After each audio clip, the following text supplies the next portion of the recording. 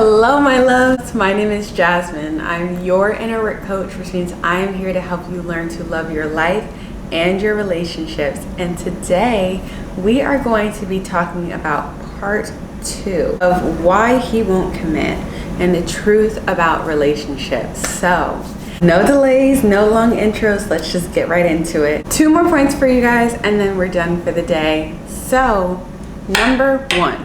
Wow, my brain. I have a new table. I'm very excited about that. But number 3, what you're going to do to speed up your relationship, to get more of a commitment and to see a change in your relationship is you're going to stop talking about the future. Now, this really may seem counterproductive because if you want to get to the future, why would you stop talking about the future? The thing is, you need to let him lead the conversation about your future. And notice how I said let. We're going to allow, because it's not about, oh, as women we can't and we're not supposed to and blah blah blah. We're going to hand that baton to him, because if you're in a relationship, or if you want to be in a relationship where your man is leading the relationship and he's leading you, then you are taking control of one of the pinnacle things in your relationship. And then later on are going to be like, well, why aren't you leading the relationship? Why aren't you taking me on dates? Why aren't you buying me flowers, giving me compliments, blah, blah, blah, blah, blah. You set a certain standard that you would be pushing this relationship forward. For the rest of your relationship, if you push your relationship forward now, for the rest of your relationship, you will be the one pushing along the relationship. Do I believe this can be changed? Yes. But not without an immense amount of work and an immense amount of patience. So if you've already been pushing your relationship forward, yes, you can do the work to change it. And these things that we're talking about are actually really going to help that. You just have to kind of stop.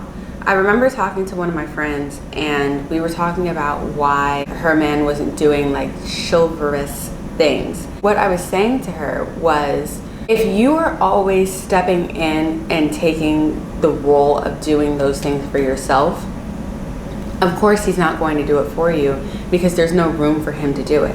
Let things get awkward. So in your relationship, with talking about the future, let it get awkward where you're just sitting there and you're dating and you're not really talking about the future. If you are anything like me, then when I love talking about future plans. Babies, I love talking about marriage, not necessarily the wedding. I was a little bit less on that, but like, what are we gonna do in the future? Like, that's just a huge topic of conversation for me. So when I stopped talking about the future, I had a lot less to say. And that's what I mean by go ahead and let it get awkward. That is okay for you to have that little gap where it's like, what the heck are we supposed to be talking about since we're not talking about the future? See what he fills it with.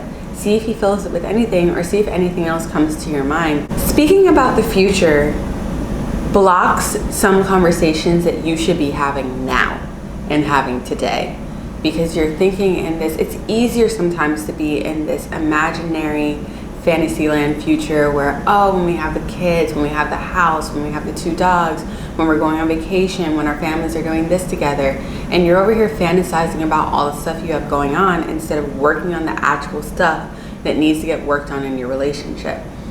Just like point 1 and 2, if you haven't watched that video, you should go back and watch it. But just like those ones, sometimes the things that you're doing now in your relationship, it's not necessarily that they're horrible things and that they're just bad things to do in general.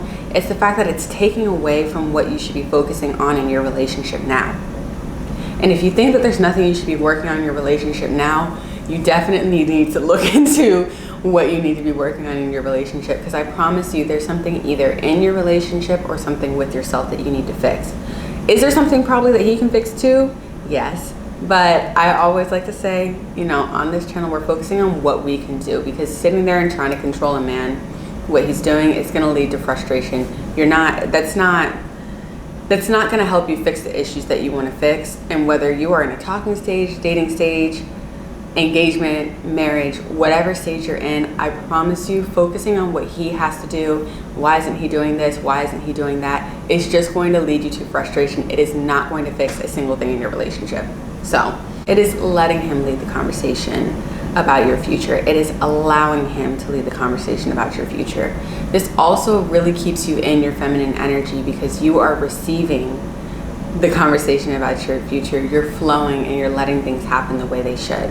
Now we're gonna get to what if it's taking too long in a moment. But when I was doing this process, I was really thinking like, I want to get the hard conversations out the way. I want to talk about our future and have the discussions that we need to talk. But see how that even puts you in a leadership role, and it puts you in your masculine energy because it's planning, it's deciding, it's leading. I used to have such an issue with, because when you talk about feminine versus masculine energy, you talk about emotions versus logic, you talk about leading versus submission. A lot of the times, the submission, the feminine, the emotional is seen as weaker. And I had an issue with that. I'm like, no, I can be strong and be this in the relationship and do this for my relationship. And if I want to talk about this, we're in 2025. Of course I was 2024, 2023. But I'm like, we are in 2020s. I can talk about this if I want to talk about this and help progress my relationship. Literally, why wouldn't I? But it is so much harder to not talk about the future in your relationship and to not lead the relationship than you think. And this is a beautiful way to practice submission before you get married, because you should only be submitting to your husband, right? But this transition from I'm a girlfriend to I'm a wife, I'm not submitting to I'm submitting, seems outrageous. And a lot of the times people are not talking about what you should do in dating, especially if you're in the Christian community. They talk about marriage, and when you're dating, you're just single. But you don't act single when you're dating. So how do you practice submission under the dating umbrella? This is one of the ways.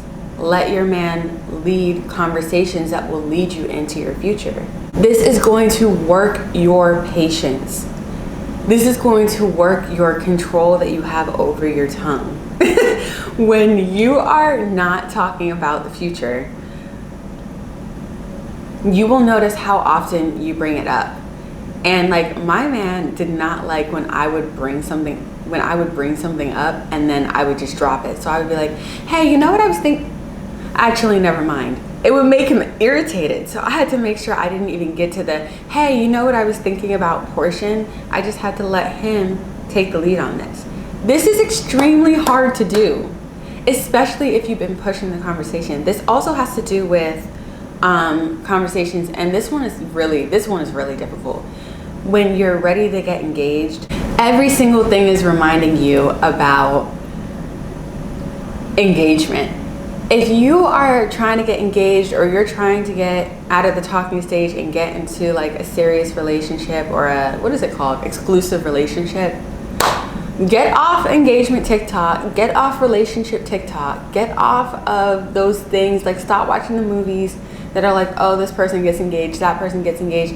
Give your brain a break from thinking about it, because when you're fueling, you guys should look at the video, I'll link it below, the content carefully. What you're consuming is what you're being influenced by. So if you're consistently consuming wedding TikTok, engagement TikTok, romantic movie, romantic book, all you're talking to your friends about is engagement and marriage, all you're talking to your family about is engagement and marriage, or if you're in the talking stage and you're doing all the relationship things, girl, pump the brakes. You are not in a relationship yet. Don't allow that man to push your relationship forward physically by how he's acting and not backing it up with what he's saying. Especially if you clearly stated your expectations of, I want you to ask me to be your girlfriend before I'm your girlfriend. Allow him to make that step in the relationship. He should be the one that is progressing your relationship, moving your relationship forward. So if you are always, oh, if I was your girlfriend, I'd be doing this. You're cooking for that man. You're at his house 24/7. You exclusively cut everybody off. You're not responding to DMs. You're not responding to text messages. You're not getting anyone else's numbers. You're hanging out with his family. He's hanging out with your family. That is a relationship thing to do. You are not in a relationship with that man. There are certain boundaries that you need to put, and think about them. Like, literally think about this journal activity. Think about it, write it out, the boundaries that you believe that happen in each stage. I remember my dad one time asking me, like, in high school, because again, I wasn't allowed to date in high school, and I was telling him that, oh, well, I want to be able to date, I want to be able to have a boyfriend. And he was like, well, what do you think it means to be boyfriend and girlfriend? Like, what do you think it means to be in a relationship? Like, what does that mean? What's the difference between being in a relationship and dating? And honestly, at the time, I feel like he just asked me the question to delay and stump me, because I feel like he didn't have an exact answer that he was thinking about. I had to ask him about that. But now thinking about it, it's like, yeah, what does it mean to be talking? What does it mean to be dating? What does it mean to be in a marriage? Or actually in an engagement, because that's the next step up, and then what it means to be in a marriage.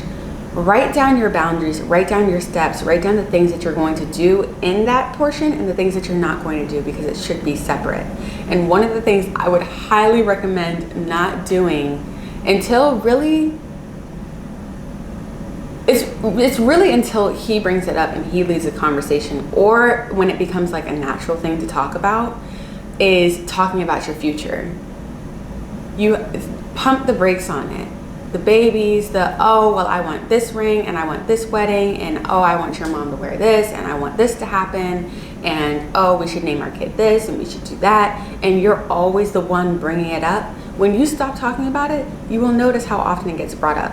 The only exception to this rule is if it comes up organically.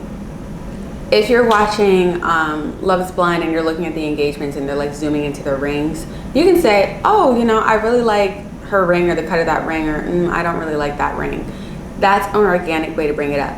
I'm not saying to create organic ways to bring this up, because I'm honestly guilty of doing this, where when I was ready to get engaged, I'm like, someone please talk to this man. Like, just talk to him, casually bring it up, like, hey, what are you thinking about getting engaged? Like, what's your vibe on this? Like, where are you in your process with, like, to have someone else talk to him about that in front of me so I could gauge his reaction. Don't do that.